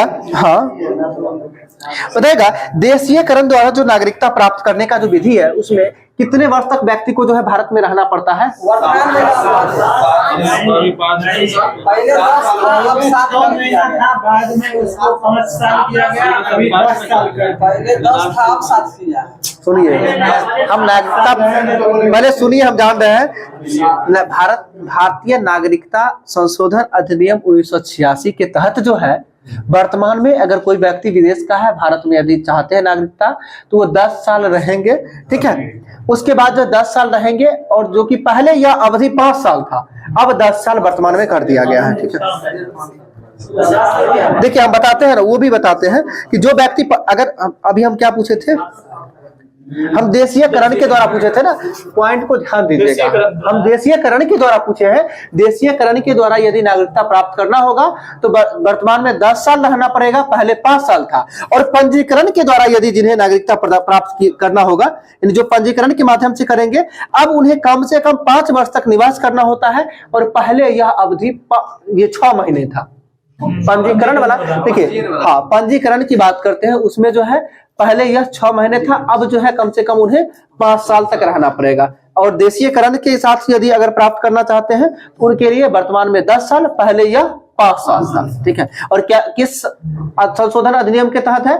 नागरिकता संशोधन अधिनियम 1986 के तहत है, ठीक है। और 86-92 में फिर अधिनियम आता है, उसके तहत जो है माता के जन्म के, हाँ, माता के आधार पर जो है नागरिकता, ठीक है।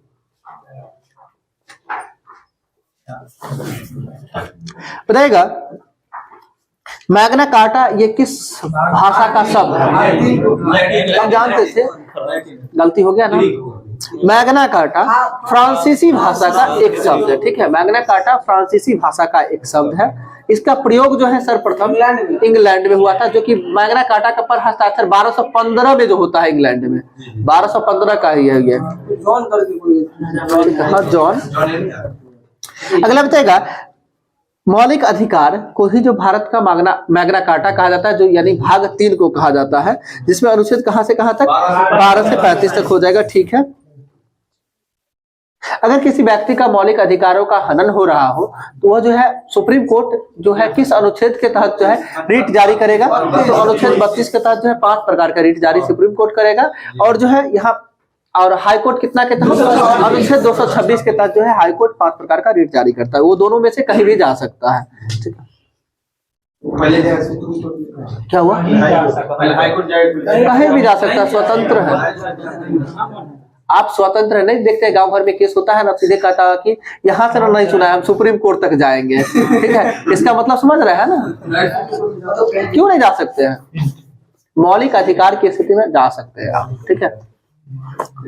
अगला बताइएगा, मौलिक अधिकार का जो है मांग सर्वप्रथम कांग्रेस के किस अधिवेशन में? मौलिक अधिकार 1931 ना, कन्फ्यूजन होता है। 1931 कराची अधिवेशन, सरदार वल्लभ भाई पटेल के अध्यक्षता में जो है मौलिक अधिकार सर्वप्रथम आ गया, ठीक है। और 1931 में जो मौलिक अधिकार की बात करें तो 1931 में ही जो है महात्मा गांधी को पहली बार ये फील हुआ था कि मुझे कोई मार भी सकता है, ठीक है। इसलिए कहते गांधी मर सकता है, गांधीवाद नहीं, ठीक है। उसी बार कहा गया था 1931 के कराची अधिवेशन में, गांधी मर सकता है पर गांधीवादी नहीं। क्या हुआ? एहसास हो गया था। एहसास क्यों नहीं होगा? क्योंकि गांधी जी से गलती हो गई थी एक साथ, बस 5-10 मिनट, ठीक। चाबी छोड़ दीजिएगा, ऐसे लॉक कर नहीं कीजिएगा, बैग लेके नहीं आए, ठीक है। तो जो है ये क्या बता रहे थे? हाँ, 1931 में क्या गांधी जी को अफसोस हो गया था? हाँ, ये कहने के लिए इसलिए आया था क्योंकि जो है गांधी जी और इरविन के बीच जो है टोटल 11 सूत्री मांग पर विचार चल रहा था, ठीक है। गांधी जी का जो है गांधी इरविन समझौता सभी लोग को पता है।